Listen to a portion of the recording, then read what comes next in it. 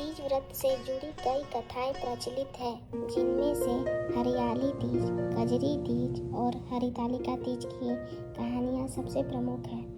इन तीनों का महत्व अलग अलग है और इनकी कथाएं भी एक दूसरे से भिन्न हैं। चलिए आज हम सुनते हैं हरितालिका तीज की कथा।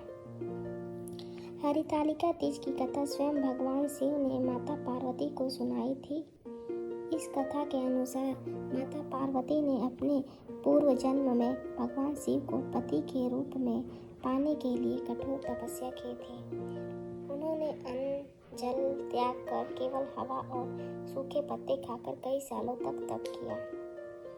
यह देखकर उनके पिता हिमालय बहुत दुखी हुए। एक दिन नारद मुनि उनके पास आए और भगवान विष्णु से माता पार्वती का विवाह करने का प्रस्ताव रखा। यह सुनकर हिमालय ने यह प्रस्ताव स्वीकार कर लिया, लेकिन जब पार्वती को यह बात पता चली तो वह बहुत दुखी हुई। उन्होंने अपनी एक सखी के साथ मिलकर घर छोड़ दिया और एक घने जंगल में जाकर तपस्या करने लगी ताकि उनके पिता उनकी खोज कर न सके।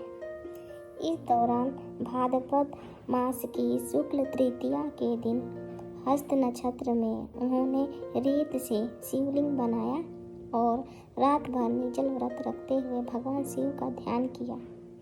उनकी इस कठोर तपस्या से भगवान शिव प्रसन्न हुए और उन्हें दर्शन देकर उनकी मनोकामना पूरी होने का वरदान दी। इस तरह माता पार्वती की सखी ने उनका हरण करके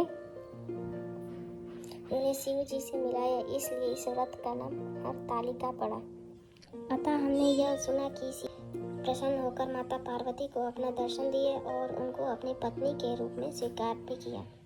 कहा जाता है कि इस दिन भगवान ने माता पार्वती को पत्नी के रूप में अपनाया था, इसलिए इस दिन का व्रत पति पत्नी के अटूट प्रेम और सौभाग्य का प्रतीक भी माना जाता है। इस दिन पूजा करने से एक पत्नी को सौभाग्य की प्राप्ति होती है।